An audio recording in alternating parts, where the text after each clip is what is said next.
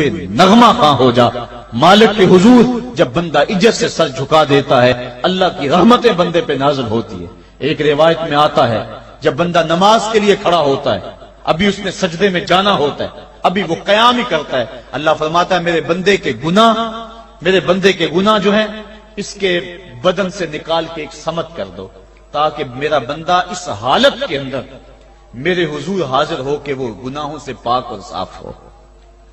حضرت نبی رحمت صلی اللہ علیہ وآلہ وسلم فرماتے ہیں کہ پھر اس کے سارے گناہ اس کے بدن سے اتار کے ایک سمت رکھ دیے جاتے ہیں، اور بندہ مصلی پہ سبحان ربی العالی کے نغمے الاپتا ہے، رکوع کرتا ہے، سجدے کرتا ہے۔ جب سلام پھیر کے نماز ختم کر کے دعا کر کے جانے لگتا ہے تو فرشتے عرض کرتے ہیں مالک یہ جو گناہ اتار کے ایک سائیڈ پہ رکھے تھے یہ دوبارہ اس کو دے دیں۔ اللہ فرماتا ہے جس کی جھولی سے گناہ نکال لیے تھے دوبارہ اس کی جھولی میں نہیں ڈالیں۔ اللہ اکبر۔ اور ایک روایت کے لفظ ہیں کہ جب بندہ نماز کے لیے کھڑا ہوتا ہے اس کے کندھوں کے اوپر سارے گناہ آ جاتے ہیں اور اس کے سر کے اوپر گناہ آ جاتے ہیں۔ جب رکوع میں جاتا ہے تو کندھوں والے گناہ گر جاتے ہیں، اور جب بندہ سجدے میں سر رکھتا ہے تو اللہ تعالیٰ اس کے سارے گناہوں کو ختم کر دیتا ہے اور وہ بالکل پاک ہو جاتا ہے۔ حضرت سلیمان فارسی ایک دن ایک درخت کے نیچے کھڑے تھے، آپ نے درخت کی شاخ کو پکڑ کے جنبش دی، حرکت دی، موسم خزاں تھا، درخت کی شاخ کے سارے زرد پتے گر گئے۔ ایک صحابی پاس کھڑے تھے، انہیں پوچھنے لگے عثمان تو نے مجھے پوچھا نہیں کہ میں نے درخت کی شاخ کو یوں ہلایا کیوں ہے؟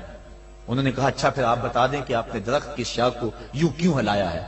کہا سنو پھر ایک دن میں اور چند صحابہ حضور کے ساتھ جا رہے تھے، رستے میں ایک درخت آیا، اس کے نیچے حضور کھڑے ہوئے، حضور نے اس طرح درخت کی شاخ کو پکڑ کے ہلایا، یوں پتے جھڑ گئے، ہم اس منظر کو دیکھتے رہے۔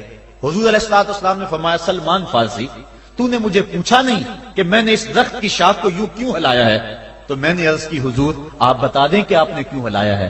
فرمایا سلمان جس طرح اس درخت کی شاخ کو ہلایا گیا اور سارے پتے جھڑ گئے، جب کوئی بندہ سجدے میں سر رکھتا ہے نماز پڑھتا ہے اس کے سارے گناہ دھل جاتے ہیں اور وہ پاک اور صاف ہو جاتا ہے۔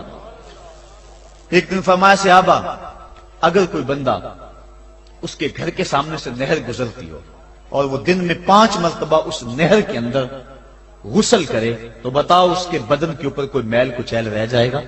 عرض کی نہیں۔ فرمایا اس طرح جو 5 نمازیں پڑھتا ہے اس کے بدن کے اوپر گناہوں کا میل نہیں رہتا۔ فرمایا الصلاۃ معراج المومنین، نماز مومنوں کا معراج ہے۔ عماد الدین الصلاۃ، نماز دین کا ستون ہے۔ حبب الی من دنیاکم ثلاث، الطیب والنساء وجعلت قرۃ عینی فی الصلاۃ، مجھے تمہاری دنیا سے صرف 3 چیزیں پسند ہیں، خوشبو، منکوحہ بیویاں، اور میری آنکھوں کی ٹھنڈک نماز میں رکھی ہے۔ اور حضور نے یہ بھی ارشاد فرمایا من ترک الصلاۃ متعمدا فقد کفر، جس نے جان بوجھ کے نماز چھوڑی گویا اس نے کفر ہی تو کیا، یعنی کافروں والا کام کیا۔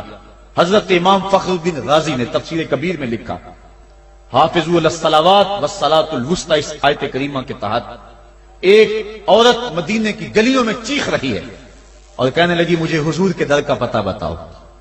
حضور کی چوکھٹ کا پتہ بتلایا گیا، وہ حاضر ہوئی، آقا کریم صلی اللہ علیہ وسلم کی خدمت میں عرض کی حضور میرا خامد سفر پہ گیا ہوا تھا اور میں نے اس کی عدم موجودگی کے اندر زنا کر لیا، حمل ٹھہر گیا اور جو بچہ پیدا ہوا میں نے مارے شرم کے اس بچے کو سرکے کے مرتبان میں ڈال دیا اور پھر اسی سرکے سے میں لوگوں کو فروخت کرتی رہی ہوں۔ اب جب کہ میرا ضمیر جاگا ہے میں آپ کی خدمت میں حاضر ہوئی، مجھے بتایا جائے کہ میرے گناہ کا بھی کوئی کفارہ ہے۔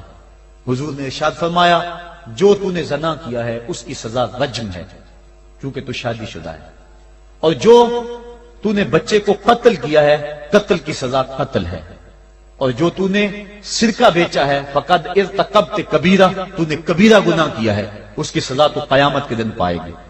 اس کے بعد حضور فرمایا ان تینوں گناہوں کی یہ سزا ہے، لیکن جس طرح تو گھبرائی ہوئی آئی تھی میں تو یہ سمجھا تھا شاید تیری نماز اثر قضا ہو گئی ہے۔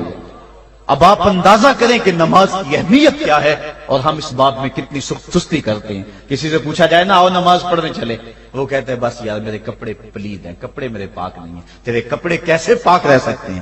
تو اللہ کے حضور جھکنا نہیں جانتا، تیرے کپڑے بھی پلید ہیں، تیرا دل بھی پلید ہے، تو اس کے حضور جھک کے تو دیکھ، قلب بھی ستھرا کر دے گا، تیری روح کو بھی پاکی دے دے گا، تیرے قلب کو بھی طہارت بخش دے گا۔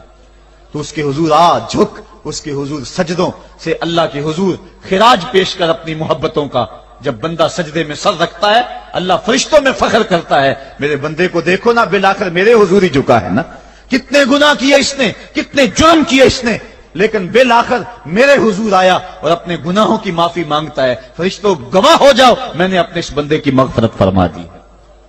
تو اللہ کے حضور نماز پڑھنے والا، بلکہ ایک روایت مسند امام احمد بن حنبل میں موجود ہے، حضور فرمایا جب بندہ نماز کے ارادے کے لیے اٹھتا ہے اور وضو کرنے کے لیے، جب پانی کا پہلا قطرہ چلو پہ لیتا ہے، جو ہی اس کے بدن سے وضو کا پانی چھوتا ہے اللہ اس کے گناہوں کو معاف فرما دیتا ہے۔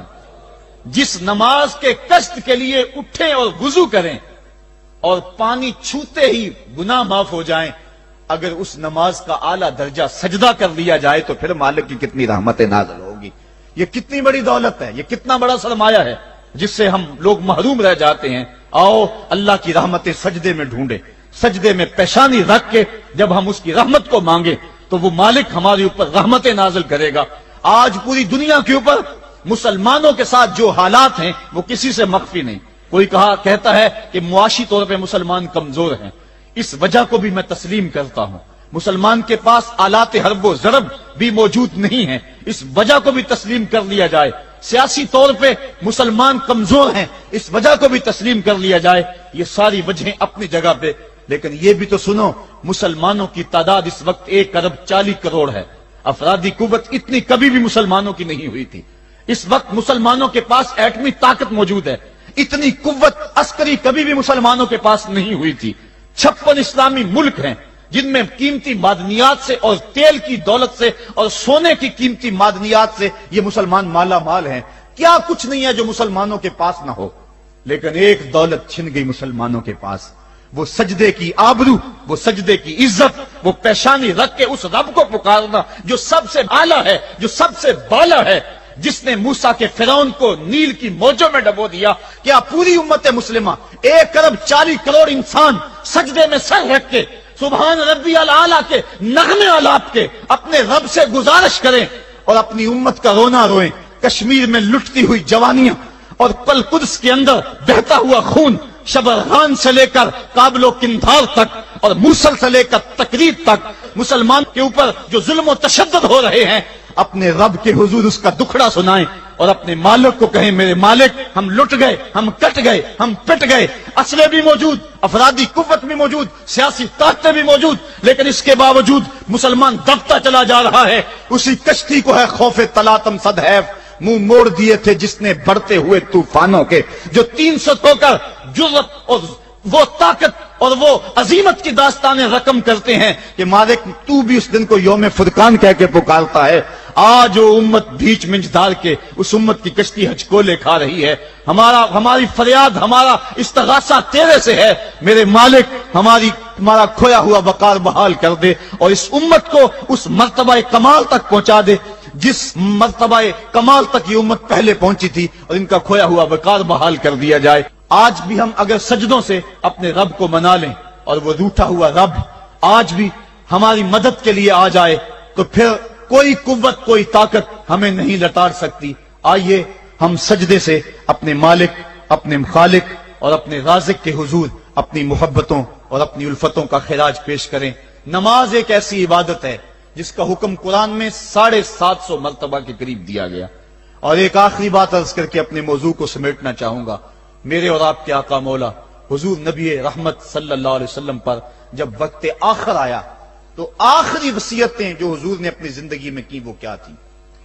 2 وصیتیں تھی حضور کی آخری کی، جب حضور ایام مرض میں تھے، اور آخری وصیتیں اس کے بعد حضور نے کوئی کلام نہیں کیا، وہ یہی تھا الصلاۃ الصلاۃ الصلاۃ الصلاۃ۔ لوگوں میں تمہیں نماز کی تاکید کرتا ہوں، میں نماز کی تاکید کرتا ہوں، اور دوسرا فرمایا جو تمہاری ملک میں تمہارے غلام اور تمہاری لونڈیاں ہیں ان کے ساتھ حسن سلوک کی تاکید کرتا ہوں۔ یہ آخری دو باتیں تھی جو حضور نے ارشاد کی، حقوق اللہ کے حوالے سے نماز اور حقوق العباد کے حوالے سے حضور نے کمزوروں کے حق ان تک پہنچانے کی تاکید امت کو دی، اور اس کے بعد پھر حضور انتقال کر گئے۔